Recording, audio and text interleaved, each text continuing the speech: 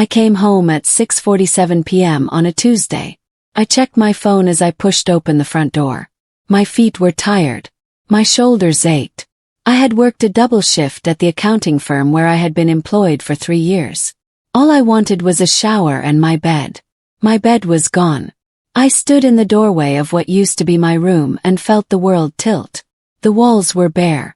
My desk, my shelves, my photographs, gone. In the corner, my brother Dare was sticking a football poster to the wall. He looked up and smiled. Not the kind of smile that says sorry. The kind that says I won. My father appeared behind me. "Adiz," he said, using my full name the way he did when a decision was already made. "Dare needs more space for his exams. Your things are in the storeroom." I said nothing. The storeroom. I had paid half the rent on this house for 2 years. I had bought the ceiling fan in my room. I had tiled the bathroom floor with my savings. And my father had given my room to my 20-year-old brother because he needed space for his posters. Picked up my bag. I did not slam anything. I did not cry. I turned and walked to the storeroom. The storeroom smelled like old paint and forgotten things. A thin mattress had been dropped on the floor. There was no window. The single bulb above me flickered when I turned it on. Dare appeared at the door 10 minutes later, arms crossed.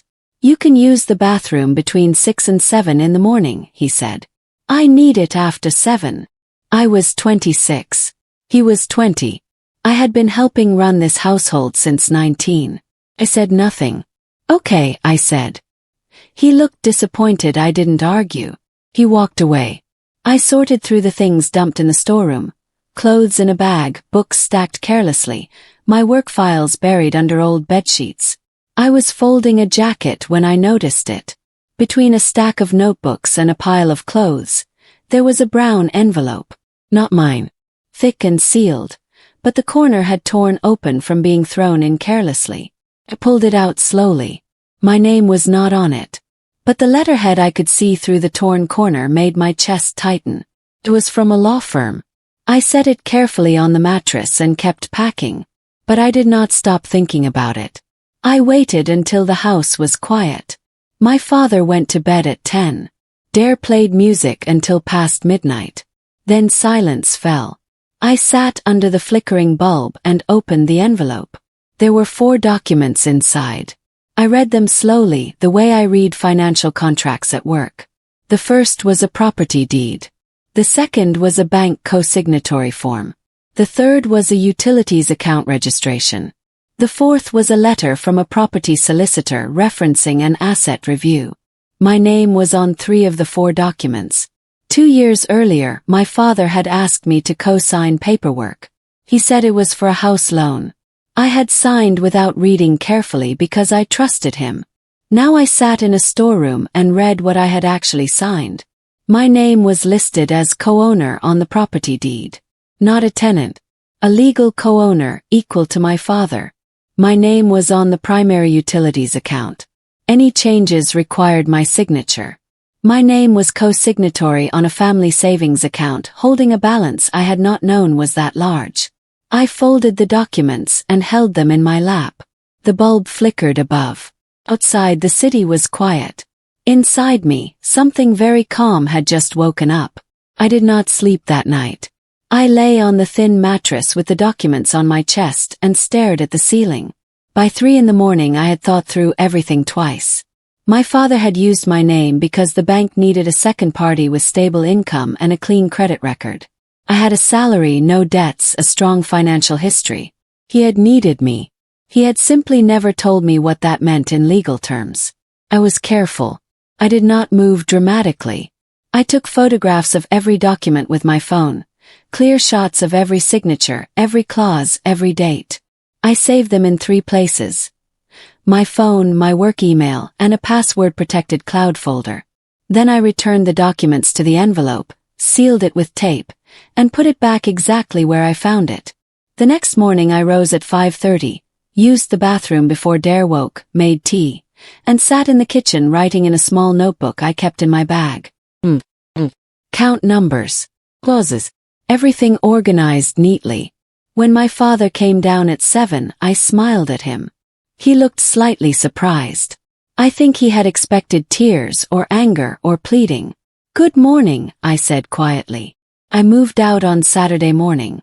I told no one I was going. I packed my real belongings, my documents, my laptop, my work clothes, my savings passbook, into 2 bags. I left the rest. My father was in the sitting room when I came downstairs. He watched me without standing. "Where are you going?" he asked. "I found a place," I said. He nodded like this confirmed something he already believed about me. I let him believe it. The apartment was small. 1 room, a kitchenette, a shared bathroom down the hall. Cost more than I wanted each month, but it was mine.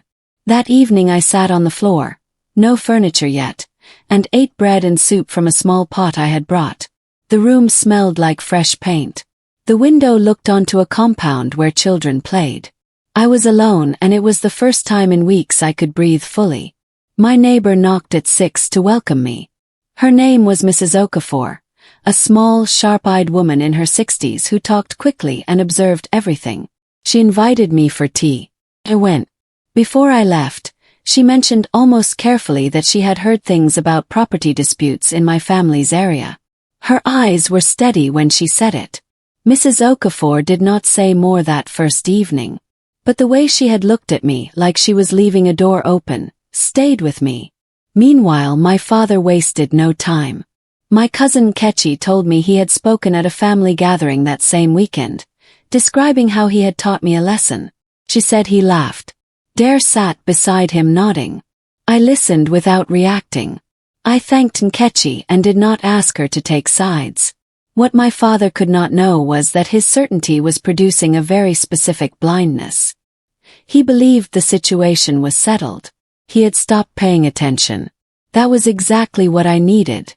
That week I visited a lawyer, a quiet, careful man named Mr. Babatunde who worked from a small office near the market. I had been referred by a colleague. I sat across from him and laid out the documents on my phone. He read carefully. Then he was silent for a long moment. "You have more standing here than you realize," he said. Those 8 words landed with the weight of something I had been carrying without knowing it. I had arrived hoping for clarity. I left with something sharper, direction. I walked out of his office into the afternoon sun and felt the first clean breath of genuine purpose I had taken since the night I found that brown envelope. Mr. Babatunde explained everything patiently. Co-ownership on a property deed means both parties must consent to major decisions. You cannot sell it, refinance it, or use it as loan collateral without both signatures. Co-signatory on the utilities account meant any changes, billing, account holder name, disconnection, required my authorization. Co-signatory on the savings account gave me equal access and authority, with dual authorization required on large transactions. "Does your father know you understand all this?" he asked. "No," I said. "Good. Don't tell him yet." He told me to gather documentation quietly. Bank statements, utility account records, a certified deed copy from the land registry, any correspondence showing my father acting alone on shared assets. "Your father may attempt to sell or restructure something," he said. "If he tries to proceed without your signature, the transaction will be legally void." "What if he doesn't know that?" I asked. He removed his glasses and folded them. "That is entirely possible. Many people sign documents without understanding what they are signing. And many people assume authority they do not legally possess." I drove home and sat with my notebook open for 2 hours. I was not angry. I was focused, the way a lens is focused, everything unnecessary falling away, one point becoming very clear. 3 weeks after I moved out, Mrs. Okafor knocked with a bowl of egusi soup and a look that said she had something to say. We sat at my small table. She looked around the sparse room with quiet approval. Then she said, "I knew your mother." I put down my spoon. She said she and my mother had been friends from the Market Association years ago. She said my mother had spoken about the property documents, about making sure my name was included deliberately. My mother had not trusted that things would be handled fairly after she was gone. Mrs. Okafor reached into her wrapper and produced a small folded paper, old with deep creases. A handwritten letter. I recognized the careful, slanted handwriting immediately. The letter said my mother had instructed the solicitor to place my name on the deed. It said that if anything ever felt wrong, I should seek proper legal guidance. It said she trusted I would handle things with wisdom. I held the letter and did not speak. When I looked up, Mrs. Okafor was watching me steadily. She knew, I said. She always knew, Mrs. Okafor replied. I pressed the letter gently against my chest. My mother had placed my name in the foundation of that house years before I would ever understand that I would need it. I brought my mother's letter to Mr. Babatunde the next day. He read it twice. He said it was not legally binding on its own but established clear intent, that my inclusion on the deed was deliberate, not accidental. Corroborated everything. He gave me a list of formal requests to submit, the full transaction history on the savings account, utility account registration records, and a certified property deed copy from the land registry. Submit everything using my legal name and identification. I spent the next week doing exactly that. Every institution confirmed my standing without question. The land registry issued a certified deed copy with my name alongside my father's, equal co-owners. I organized everything into a brown folder, my own folder arranged by date and type. I kept it in the locked drawer of my work locker. During all of this I continued going to work. I continued living quietly. I did not call my father. When Dare posted photographs online of my former room with his belongings arranged where mine had been, I did not react. I noted it in my book and kept moving. My father believed I had disappeared, defeated. What he could not see was that I had only gone quiet the way water goes quiet before it finds the crack in the wall and begins patiently to move through. At the end of the first month, my father called me. I let it ring 4 times before answering. His voice was steady, almost casual. He said he was checking on me. He asked if I was managing. Then, near the end, almost as an afterthought, he asked whether I had any paperwork at my place related to the house. Utilities, bank documents. He said there were things he needed to sort out. I'll check, I said. I had no original documents, only photographs. But his question told me something important. He was beginning to make moves. After the call I opened my notebook and wrote, "Father inquiring about documents. Financial action being planned." I called Mr. Babatunde that evening. He was not surprised. He said this pattern was common. When someone believes they have full control, they begin acting on it. My father was probably preparing to sell part of the property, take a loan against it, or restructure the savings account. Any of these required my consent.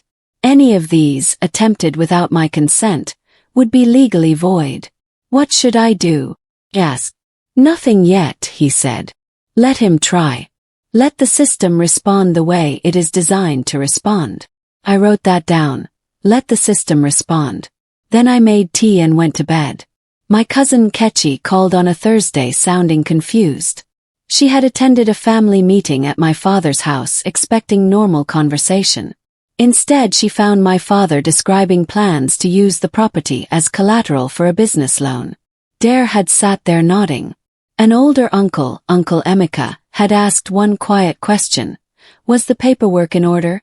My father waved it away. He said everything was fine. He had handled it. Nkechi said Uncle Emeka did not look satisfied but said nothing more. I asked Nkechi not to mention our conversation to anyone. She agreed. I sat with this information. My father was moving faster than I expected. To use the house as loan collateral, the bank would review the title deed. When they found my name, they would require my signature or notarized consent. He had not told them about me. I was certain. I called Mr. Babatunde. He was quiet for a moment. Then he said something that settled in my chest like a stone placed on firm ground.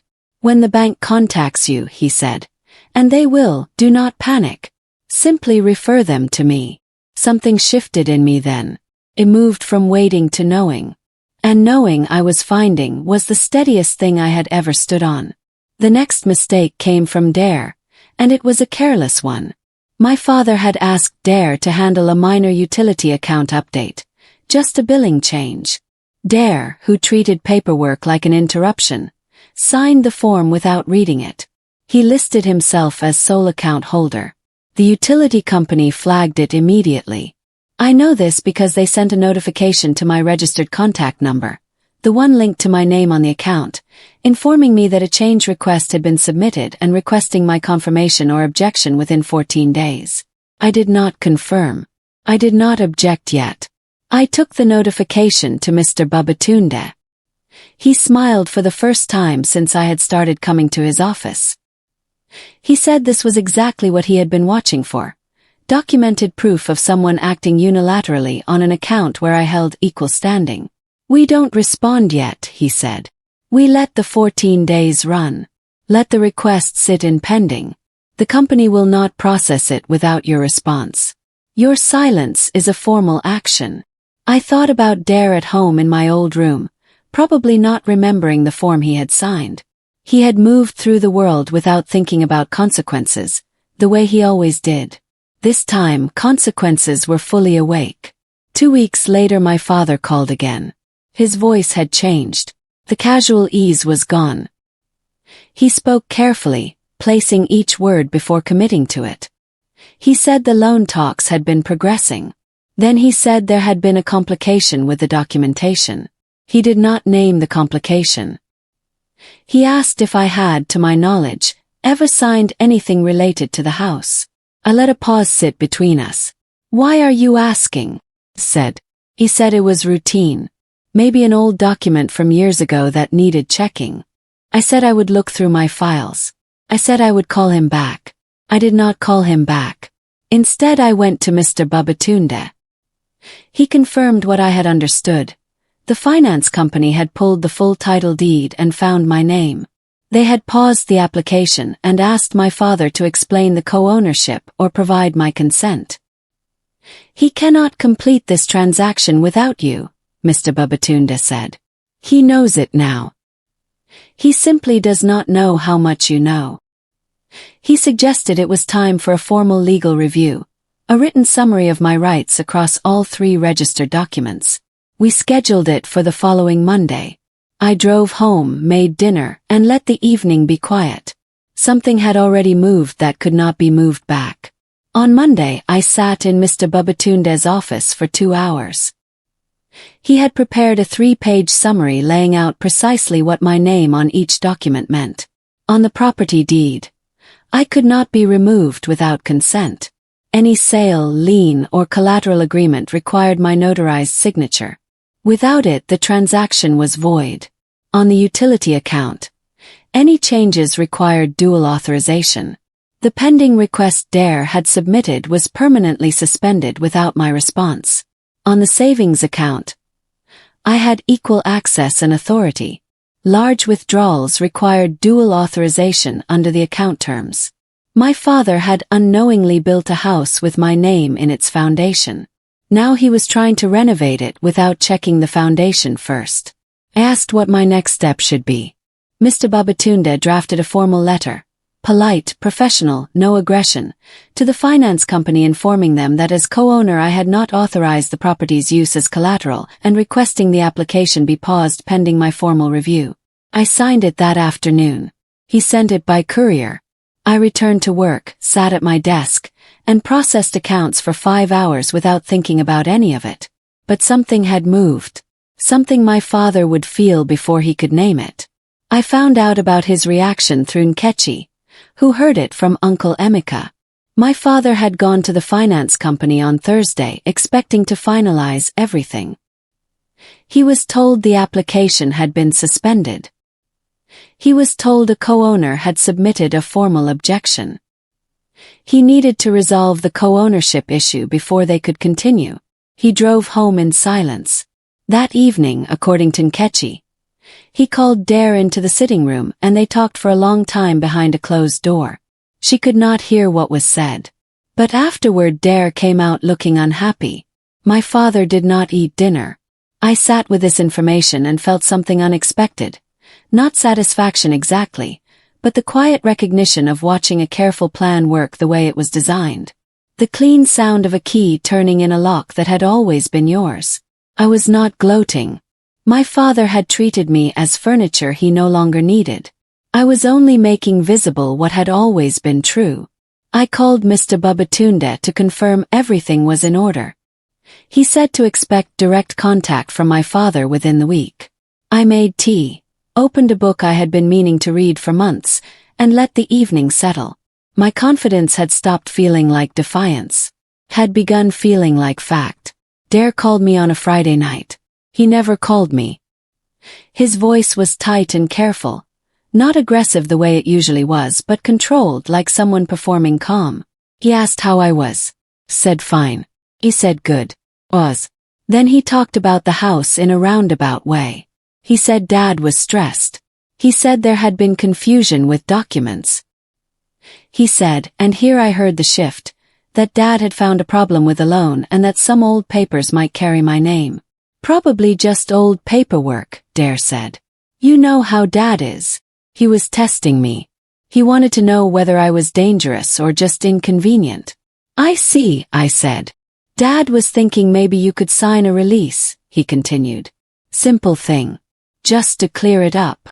I said I would need to understand what I was signing before signing anything. My lawyer would review it first. Long pause.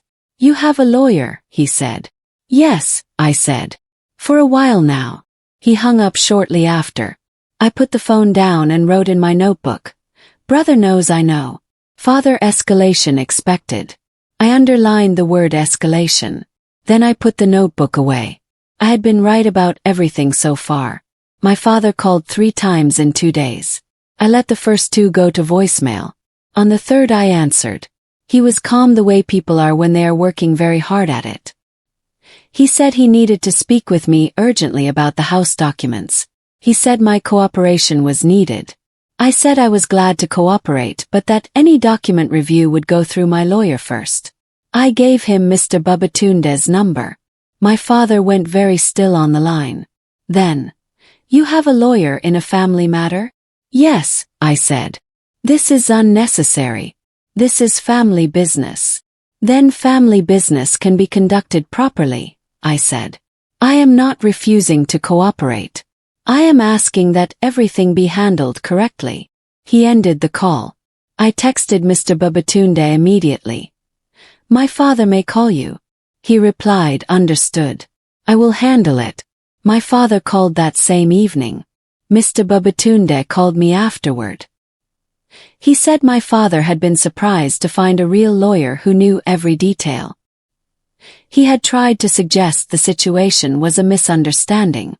Mr. Babatunde had remained polite, professional, and entirely unmoved. He was not expecting that, Mr. Babatunde said simply. I could have smiled. I just wrote it down. The voicemail came on a Wednesday at 11 at night. I was in bed when my phone lit up with my father's name. I did not answer. He left one message. I listened the next morning over tea. He sounded tired. The pride was gone from his voice. He sounded like a man who had been trying to open a door for weeks and had only just accepted he did not have the key. He said he needed help with the loan issue. He said things had become complicated. He said the finance company was asking for documents he could not resolve alone. And then, I listened to this part twice. He said that maybe he had handled some things badly and that we needed to talk. He did not say sorry. He said we needed to talk. There is a difference. I set the phone down and finished my tea. I thought about the mattress on the storeroom floor. I thought about the way he had smiled when he told me Dare needed more space. I thought about my mother's letter in my folder, written before I knew I would need it. She had prepared the ground. I had only needed to find it. I deleted the voicemail. Not from anger, from decision. He had not yet asked a question I needed to answer. When he was ready to speak with substance, I would be ready to listen. 3 family members called in the same week. First Aunt Beezy, then Uncle Emeka, then my cousin Funmi, who I had not spoken to in over a year. Each carried the same message in slightly different words. They were worried about family unity. They said my father was stressed. They said whatever had happened with the room could be resolved if I was willing to talk. They said these things happen in families. I was patient with each of them. I thanked them for calling. I said I was open to conversation at the right time. I did not mention the documents. I did not mention the loan. What their calls revealed was important. My father was reaching through every channel available. He was looking for the point where I would step back and let things return to how they had been. He still believed this was about the room. He thought forgiveness would reset everything. It would not. Not because I was unwilling to forgive, but because the documents carrying my name did not disappear when feelings were resolved. The paperwork was real. The legal standing was real. Forgiveness and legal reality operate in entirely different rooms. I noted each call in my notebook. After Funmi's call I wrote, "Full family network mobilized. Father is more afraid than he appears." Then I cooked dinner. On a Monday morning at the start of the 3rd month, Mr. Babatunde called me at work. He spoke carefully. He said the savings account had flagged a large transaction request. The bank, following dual authorization terms I had registered formally the previous month, had paused the transaction and notified both account holders. My father had tried to move a significant sum. The bank had stopped it. He had gone to the branch in person to dispute the hold. The bank had explained the co-signatory terms. He had argued. They had remained firm. I sat in the small conference room and listened. Outside the glass wall, my colleagues worked at their desks like any ordinary Monday. Inside the glass, something very large was fully settling into place. My father had managed that household for decades, treating everything as entirely his because no one had ever shown him otherwise. He had put my name on those documents because he needed my creditworthiness. He had never imagined I would one day understand what that meant. He had never imagined his daughter, sleeping on a storeroom floor, would find a brown envelope and read it with care. "What happens now?" I asked Mr. Babatunde. "Now," he said, "you call him. On your terms. You set the meeting. You hold the agenda." I said I would call that evening. I called my father at 7 in the evening. He answered on the first ring. I asked if he was available to meet Saturday at 11. I suggested a cafe near the market we both knew, neutral ground. He agreed immediately. His voice had that careful quality again, like a man afraid of saying the wrong thing. On Saturday I arrived 10 minutes early. I ordered water and placed my folder on the table. When my father walked in I saw it at once, the change. He was still composed the way he always was in public, but something in how he carried himself had shifted. His shoulders were slightly inward. He looked at the folder before he looked at me. He sat down. He started with small talk. I let him go 2 minutes. Then I opened the folder and placed 3 documents on the table between us. The certified deed copy, the utility account registration, the savings account co-signatory confirmation. I said, "These are the documents you asked me to sign 2 years ago. I want to make sure we both understand what they mean." I did not accuse him. I did not raise my voice. I explained calmly what each document meant, what authority it gave me, what actions required my consent. My father looked at the papers. He looked at me. He opened his mouth and closed it again. Waited. The silence lasted almost a full minute. I did not fill it. Then my father said, "I didn't know it was set up that way." "I know," I said. And I believed him. He had signed things the way he always did. Quickly, confidently, assuming he understood more than he did. He had put my name on documents as a tool, a formality. He had never expected the tool to carry its own weight. "The room," he started. "This is not about the room," I said. "The room is where it started. But this is about 2 years of being a legal co-owner while being treated as someone who could be moved aside when convenient." He was quiet. "I am not asking you to undo the past," I said. "I am telling you how things will be going forward. Any decision about shared assets requires my full, informed consent. Proper process. My lawyer reviews everything. My father looked older sitting across from me than I had ever noticed before. He looked like a man who had been certain about something for a very long time and had just arrived at the edge of that certainty. He did not call me dramatic. He did not argue. He nodded once, slowly. Not agreement exactly, but the nod of someone who has heard something undeniably true. "There is one more thing," I said.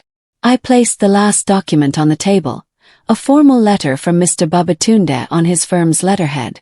It stated clearly that any transaction involving the co-owned property without my documented consent could be challenged and reversed. It stated the utility account change submitted by an unauthorized party had been formally flagged. It stated the savings account hold would remain until I provided written authorization. My father read the letter. His hands were very still. "The loan application cannot proceed without my signature," I said. "I have not refused to sign. I am simply requiring that I understand what I am signing and that the terms are fair." Dare had come with my father and sat 2 tables away. Now I looked at him directly. He looked away.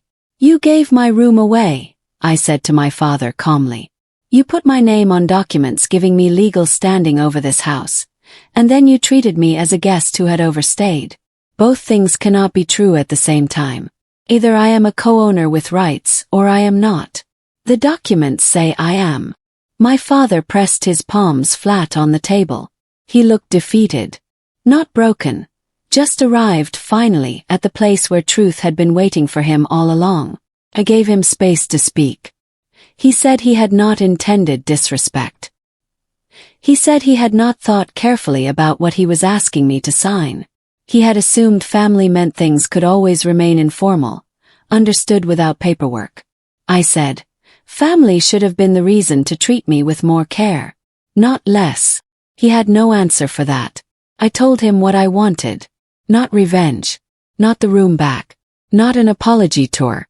I wanted proper legal acknowledgement of my co-ownership recorded with all relevant institutions. I wanted any future decisions about shared assets to go through proper channels. I wanted a documented conversation about how the savings account had been managed. I did not want to destroy the family. I wanted it rebuilt on honest ground. My father agreed to all of it. He agreed quietly without bargaining. I think he had known, somewhere beneath the years of pride, that this was coming, that you cannot put a person's name on something real and continue treating that person as though they are not real. I stood and shook his hand. I did not hug him. That was not coldness, it was accuracy. Trust is rebuilt over time, not over a single cafe table. Dare was already walking toward the exit. I did not call after him. I walked into the midday sun and called Mr. Babatunde. "Begin the formal documentation process," I said. 2 weeks later my father called again. I answered on the second ring. He asked if I was coming to the house for Sunday dinner. He said my aunts would be there. He said it would be good to see me. I said I would think about it. He said he had spoken to Dare. He said the room situation was going to be revisited. I thanked him for calling. I said I would let him know about Sunday. After I hung up, I sat by the window of my small apartment. The compound below was alive with Saturday sounds. Motorcycles, vendors, children playing. My folder sat on the desk behind me, organized and complete. My name on 3 documents. My rights established. My ground made clear. I did not return that Sunday. Not because I was still angry. I had stopped being angry weeks ago. I stayed away because I needed them to understand that the version of me who could be moved aside without consequence no longer existed. Respect is not demanded. It is made unavoidable. My mother had known that. She had placed my name in the foundation of that house not to make me a landlord, but to ensure I could never be made invisible. She had given me standing before I knew I would need it. I was not fighting for a room. I was never fighting for a room. I was reclaiming something much quieter, my own undeniable weight in the world. And that was never theirs to take.